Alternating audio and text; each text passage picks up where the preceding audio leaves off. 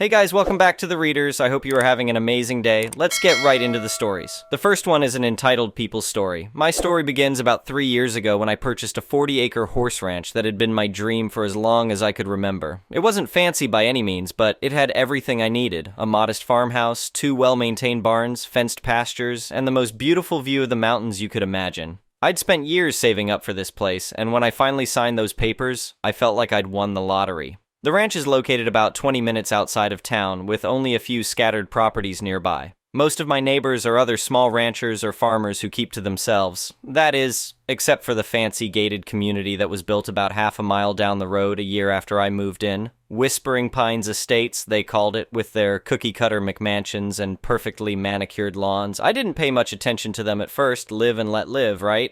They did their thing, I did mine. I spent my days tending to my 6 rescue horses, maintaining the property, and occasionally giving riding lessons to local kids. It was a peaceful existence, and I was happier than I'd ever been. That all changed when the HOA president of Whispering Pines decided to introduce herself to me one sunny afternoon in June. I was out in the pasture, replacing a section of fencing that one of my more rambunctious horses had damaged when I heard the sound of tires on gravel. Looking up, I saw a shiny black Mercedes SUV pulling up my driveway. A woman dressed in what had to be an expensive pantsuit stepped out, her high heels completely inappropriate for a ranch. She looked around with an expression that suggested she'd just stepped in something unpleasant.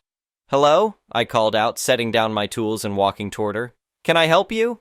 She plastered on a smile that didn't reach her eyes. "Hi there. I'm the president of the Whispering Pines Homeowners Association. I've been meaning to come by and introduce myself." I wiped my hands on my jeans and extended one. "Nice to meet you. What brings you out here today?" She ignored my outstretched hand and instead pulled out a business card from her designer purse.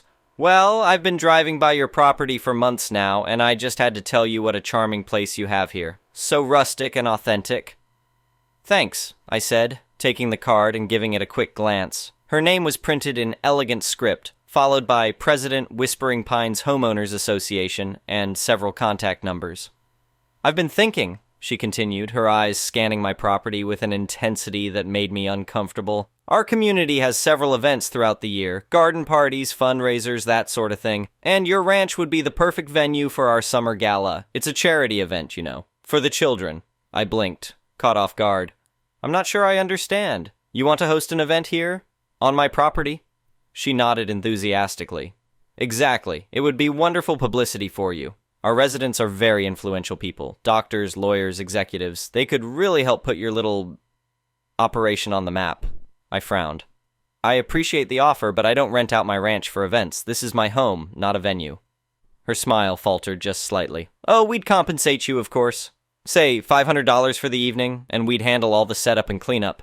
I almost laughed. $500 barely covered a day's worth of feed and care for my horses, let alone having a bunch of strangers trampling all over my property. "I'm sorry, but I'm not interested," I said firmly. "This is a working ranch, not an event space. Plus, my horses get nervous around crowds of unfamiliar people." She waved a manicured hand dismissively. "Oh, you could just put the horses away for the evening. It would only be for a few hours." Now I was getting irritated. "The horses live here. I don't put them away for anyone's convenience. Again, I'm not interested." Her friendly demeanor evaporated instantly. "You know, as the Whispering Pines HOA president, I have considerable influence in this area. Our community brings a lot of tax revenue to the county. It would be in your best interest to maintain good relations with us." Was she seriously threatening me? "Look, I appreciate you stopping by, but I have work to get back to. My answer is no." She stared at me for a long moment before turning on her heel. "You'll be hearing from me again," she said over her shoulder as she got back into her Mercedes. "I always get what I want." I watched her drive away, kicking up dust on my gravel driveway, and shook my head. I dealt with entitled people before, but this was something else. Little did I know that this brief interaction was just the beginning of my nightmare. A week later, I received a letter in the mail with the Whispering Pines HOA logo on the envelope. Curious, I opened it to find a formal request to use my property for their summer gala, now offering $1,000. At least she'd upped her insulting offer, but my answer remained the same. I tossed the letter in the trash and went about my business. 3 days later, another letter arrived, this time with a check for $1,500 enclosed, and a note saying they'd taken the liberty of scheduling their event for the following month. I was furious. I returned the check with a firmly worded letter stating that my property was not for rent and any attempt to hold an event there would be considered trespassing. That's when things started to get weird. I began noticing cars with Whispering Pines parking stickers slowly driving by my property. Sometimes they'd stop and people would take pictures. Once I caught a group of men in suits walking along my fence line, pointing at different areas as if they were planning something. I called the non-emergency police line to report these suspicious activities. The officer who came out was sympathetic, but said there wasn't much they could do about people taking pictures from the public road. He advised me to post no trespassing signs, which I promptly did. The next day, all my signs had been torn down. Now thoroughly alarmed, I installed security cameras at my gate and around the perimeter of my property. It was an expense I hadn't budgeted for, but I was starting to feel like I needed to protect myself. A few days later, I received another unwelcome visit, this time from a man in a suit who introduced himself as the HOA attorney. He handed me an official-looking document. "What's this?" I asked, already dreading the answer. "It's a notice informing you that your property is in violation of several county ordinances," he explained in a bored tone. "Unsightly structures, improper fencing, unauthorized commercial activity, that sort of thing. The HOA is prepared to file formal complaints with the county unless you reconsider their offer to use your property for their event." I stared at him in disbelief. "Are you seriously trying to blackmail me right now?" He had the audacity to look offended. "Not at all. We're simply pointing out that your property doesn't meet the standards expected in this area. As concerned citizens, we have a duty to report such violations." "Get off my property," I said through gritted teeth, "and tell your HOA president that her threats don't scare me." He shrugged and walked back to his car. "You'll be hearing from the county inspector soon." Sure enough, a county inspector showed up the very next day. Fortunately, he was an older gentleman who seemed to have little patience for HOA politics. He walked around my property, clipboard in hand, occasionally making notes. "So, what exactly am I in violation of?" I asked as he completed his inspection. He snorted. "Nothing that I can see. Your fencing meets code, your barns are well maintained, and your animals look healthy. As for running a commercial enterprise without proper permits..." He glanced down at his notes. "Giving a few riding lessons to local kids hardly qualifies. Whoever filed these complaints was reaching." Relief washed over me. "Thank you for being thorough." He tipped his hat. "Just doing my job. Between you and me, I've had run-ins with that Whispering Pines bunch before. They think their HOA rules apply to the whole county." He shook his head. "I'll file my report saying everything's up to code, but don't be surprised if they try something else." His warning proved accurate. 2 days later, I received a call from a woman who identified herself as a reporter from the local newspaper. She said she was working on a story about problematic rural properties causing issues for developing communities, and had received tips about my ranch. When I pressed her for more information, she admitted that the HOA president had contacted her directly. I decided it was time to play offense rather than defense. I called a lawyer friend who specialized in property disputes and explained the situation. She listened carefully, occasionally asking questions, and then sighed heavily. "Unfortunately, this kind of harassment isn't uncommon," she said. "HOA can wield a lot of power, and some of them get drunk on it, but they have absolutely no authority over your property, and what they're doing could constitute harassment and defamation. Let me draft a cease and desist letter. That might make them back off." The letter was delivered the next day. For a blessed week, things were quiet. No drive-bys, no letters, no unexpected visitors. I started to hope that maybe they'd gotten the message and moved on. Then came the morning I'll never forget. I woke up to the sound of engines and voices, lots of them. I threw on some clothes and rushed outside to find a fleet of vehicles parked at my gate, including several catering vans, a party rental truck, and what looked like a landscaping crew. Standing in the middle of it all, directing traffic like a symphony conductor, was the HOA president herself. "What the hell do you think you're doing?" I shouted, jogging down to the gate, which thankfully was locked. She turned to me with a triumphant smile. "Oh good, you're up. We need you to open the gate so we can start setting up. The gala is tonight, and there's so much to do." I stared at her in absolute disbelief. "Are you insane?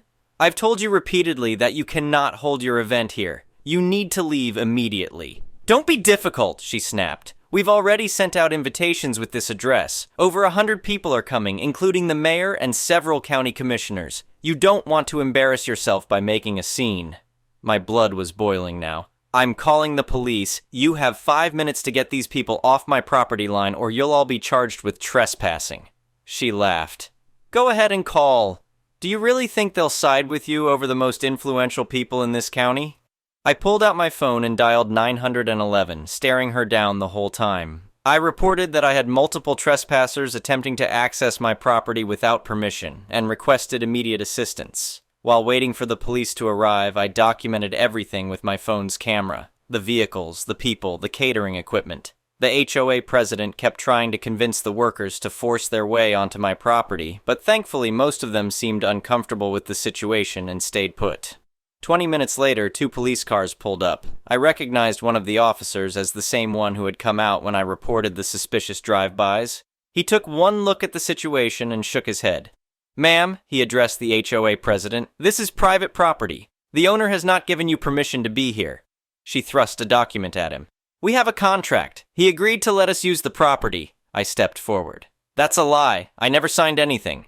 The officer examined the paper and then looked back at her with raised eyebrows. "This isn't a contract, it's a proposal, and there's no signature on it."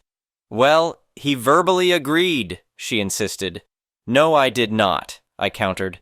"I have repeatedly told her in writing that my property is not available for her event." The officer handed the document back to her. "Ma'am, without the property owner's permission, you and your people need to leave immediately. You're blocking access to private property and creating a disturbance." "Do you know who I am?" she hissed. "Do you know who will be at our event tonight?" "Doesn't matter," the officer replied calmly. "The law applies equally to everyone. Now, I need you all to clear out or we'll start issuing citations for trespassing." She looked around at the assembled workers who were already starting to pack up their equipment, clearly not wanting to get involved in whatever this was. Her face contorted with rage. "This isn't over," she screamed at me. "You've made a powerful enemy today. I'll make sure everyone knows what kind of person you are." "Ma'am," the officer interjected, "that sounds like a threat. I'd advise you to calm down and leave peacefully." She glared at both of us, but finally stormed back to her Mercedes. As she was getting in, she pointed at me. "You'll regret this." Then she peeled out, nearly hitting one of the catering vans in her haste to leave. The officer turned to me. "You might want to consider getting a restraining order. I've had run-ins with her before. She doesn't take no for an answer." I thanked him for his help and started making calls as soon as everyone had left. First to my lawyer, then to the security company to upgrade my system. I had a feeling the HOA president wasn't going to let this go easily. I was right. Over the next few weeks, it seemed like she had made it her personal mission to make my life miserable. First came the barrage of negative reviews for my small riding lesson business on every platform imaginable, even though most of the reviewers had clearly never set foot on my property. Then a story appeared in the local paper about unsafe and unsanitary conditions at a local horse ranch, though they carefully avoided naming me directly. The final straw came when I discovered someone had left 2 of my pasture gates open during the night, allowing 3 of my horses to wander out. Thankfully, they hadn't gone far, and I was able to round them up quickly, but the thought of what could have happened made me sick to my stomach. One of those horses was a rescue who had been severely abused before coming to me. He was finally starting to trust humans again, and an incident like this could have set back months of careful rehabilitation. My security cameras had caught the culprit. A young man in a Whispering Pines maintenance uniform who had clearly been directed to trespass on my property. This was no longer just harassment. It was endangering innocent animals. I immediately called the police and showed them the footage. They arrested the maintenance worker the same day, and under questioning, he admitted that the HOA president had paid him $200 to open the gates. He claimed she told him it was a harmless prank to teach me a lesson. With this confession in hand, my lawyer filed for an emergency restraining order against the HOA president, which was granted immediately. We also filed a civil lawsuit for harassment, defamation, trespassing, and reckless endangerment of animals. The HOA president hired an expensive attorney from the city who tried to have the case thrown out, arguing that she was acting in her official capacity as HOA president and therefore had qualified immunity. The judge didn't buy it, especially after we presented evidence that the HOA board had never authorized her actions and that she had been acting on her own. As the lawsuit progressed, more details emerged. It turned out that the HOA president hadn't just been planning to use my ranch for a charity gala. She had been telling potential homebuyers that Whispering Pines included access to a community equestrian facility, my ranch. She had even collected additional fees from residents for this non-existent amenity, pocketing the money herself. When this came to light, several Whispering Pines residents joined my lawsuit as co-plaintiffs, claiming fraud. The HOA board, desperate to distance themselves from the scandal, voted to remove her as president and issued a public apology to me and their residents. The court case lasted almost a year, but the outcome was worth the wait. The judge ruled entirely in our favor, awarding me $150,000 in damages and issuing a permanent restraining order against the former HOA president. She was also ordered to repay the fraudulent fees she had collected, which amounted to over $75,000. But the best part? The publicity from the case actually helped my riding lesson business. People from all over the county became interested in the ranch that stood up to the notorious HOA president, and my calendar filled up with new students. I used some of the settlement money to build a covered arena so I could offer lessons year-round, fulfilling another long-held dream. As for the former HOA president, I heard she moved out of state after the scandal. Apparently, being exposed as a fraud and a bully made it difficult for her to maintain her influential status in the community. Sometimes when I'm out in the pasture with my horses, watching them graze peacefully against the backdrop of mountains, I think about how close I came to losing all of this to someone's entitlement and greed. It reminds me how important it is to stand your ground when you know you're in the right, even when facing intimidation and threats. My ranch is thriving now, and I've even started a program offering free riding therapy for kids with disabilities. A real charity, not a fake one used as an excuse for a fancy gala. And every now and then I get a visit from the county inspector who first stood up for me. He brings his grandkids for riding lessons and always greets me with the same words. Good to see someone who knows their rights and isn't afraid to defend them. I couldn't agree more. The whole ordeal taught me that sometimes fighting back isn't just about protecting yourself. It's about setting a precedent that prevents others from becoming victims too. The residents of Whispering Pines now have a much more transparent and accountable HOA, and I have the peace and security I always wanted on my little piece of heaven. Sometimes I wonder if the former HOA president ever reflects on how her actions backfired so spectacularly. Her attempt to bully me into submission not only failed but ended up strengthening my position in the community and exposing her own corruption.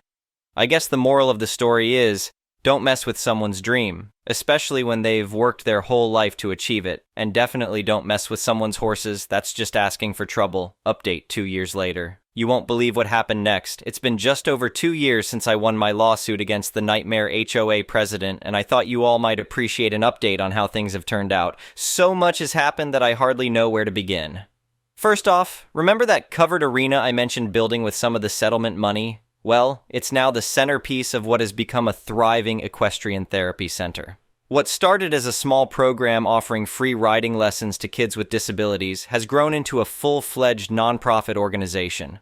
We now have 6 specially trained therapy horses, 3 of which are new rescues, 4 part-time instructors, and a waiting list of clients from 3 counties over. The publicity from the lawsuit actually turned out to be the best advertising I never paid for. A local TV station picked up the story and did a segment on my battle with the HOA president. They included footage of my rescue horses and mentioned my plans for the therapy program. The response was overwhelming. Donations poured in, volunteers signed up, and local businesses offered sponsorships. A nearby tack shop even donates equipment regularly. One of my favorite developments came from the most unexpected source, Whispering Pines residents themselves. After the HOA president was ousted, the new board reached out to me about building a proper relationship between our properties. Instead of trying to steamroll me, they asked if there was any way we could collaborate that would respect my privacy and property rights while giving their community some connection to the rural lifestyle they claim to value. After several thoughtful discussions, we came up with a solution that works for everyone. Once a month, I host an open barn day where Whispering Pines families can visit the ranch, learn about horse care, and enjoy guided trail rides. They pay a reasonable fee that goes directly to funding the therapy program, and in return, they get a genuine ranch experience. Many of the kids have become regular riding students, and several residents volunteer with our therapy program. This is what we actually wanted all along, one board member told me. Not some fake, exclusive access to your property, but a chance to be part of something authentic and meaningful.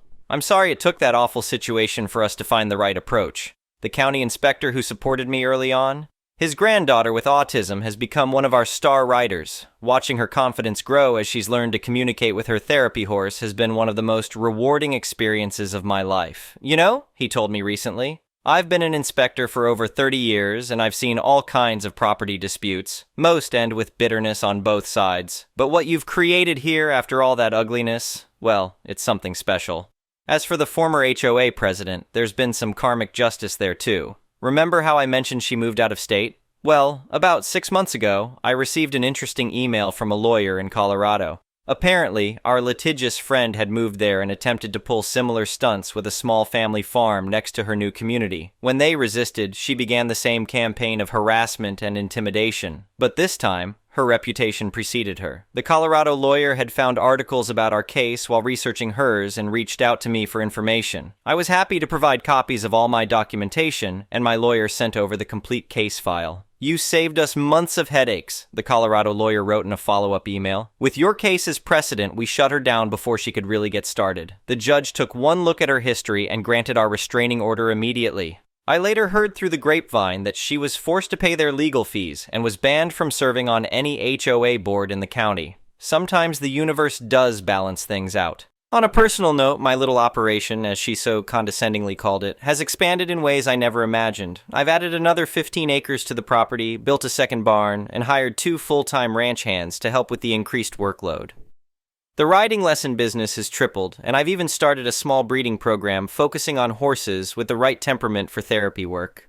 Last month, I was honored with a community service award from the county for the work our therapy program does with veterans dealing with PTSD. Accepting that award on the same stage where the former HOA president used to host her charity galas felt like the perfect full-circle moment. One unexpected outcome of this whole saga was a romance that blossomed amidst the chaos. Remember my lawyer friend who helped me fight the case? Well, all those late nights reviewing evidence and preparing for court led to a connection that went beyond professional. We've been dating for a year now, and last weekend he proposed to me right in the center of the covered arena, surrounded by the horses and the kids from our therapy program. I said yes, of course. We're planning a small wedding here at the ranch next spring. And yes, we've invited the new Whispering Pines HOA board members, but with proper invitations, not by showing up with catering trucks unannounced. Perhaps the most meaningful moment of these past 2 years happened just last week. A woman showed up for a tour of our therapy facilities. She seemed familiar, but I couldn't quite place her.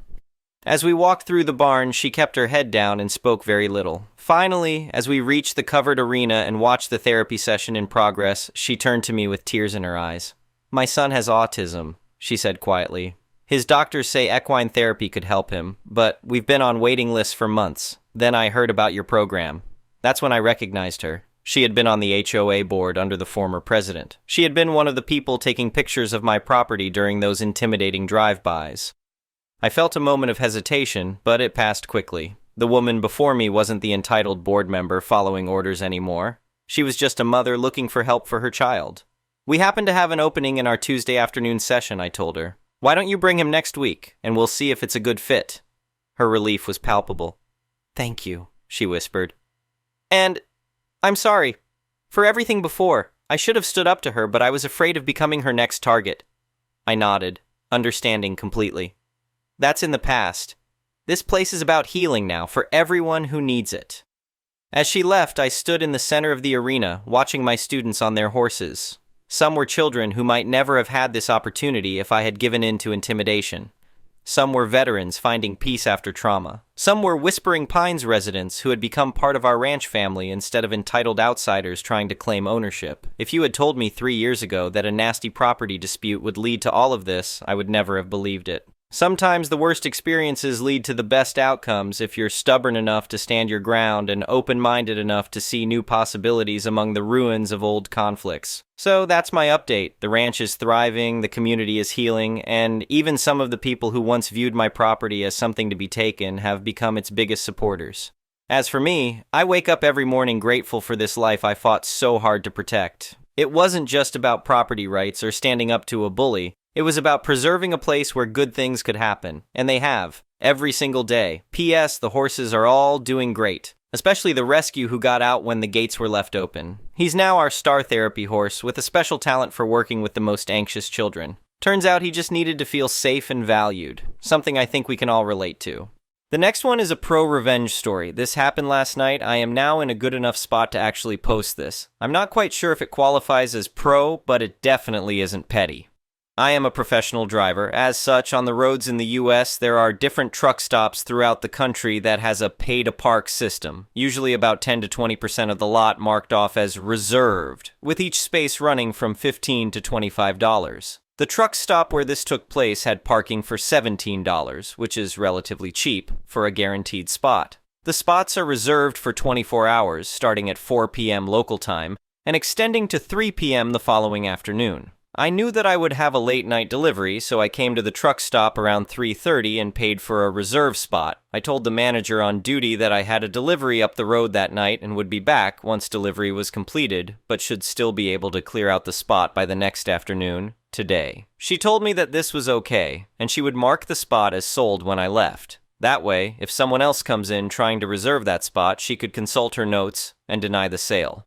11:15 p.m. rolls around, I take off for my delivery. I don't get out of that facility until 2:30 a.m. the next morning, this morning.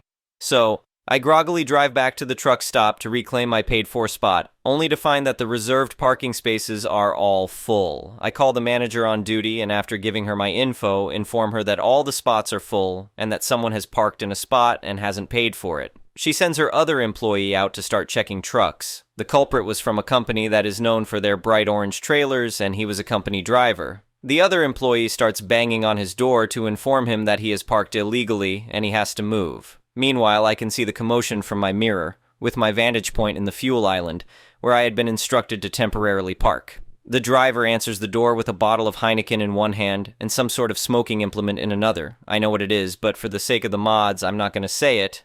I decided to roll down the window to hear the commotion, and I hear the employee tell the driver to either move or he will get the towing company and police involved. This driver is flat out irate that someone had the audacity to tell him where he can and cannot park, so he slams the door on the employee, threatening him. Employee calls the police and tow company, and the police show up first. I had worked for this company before, so I know their policies and, more importantly, what they can and cannot have in their trucks.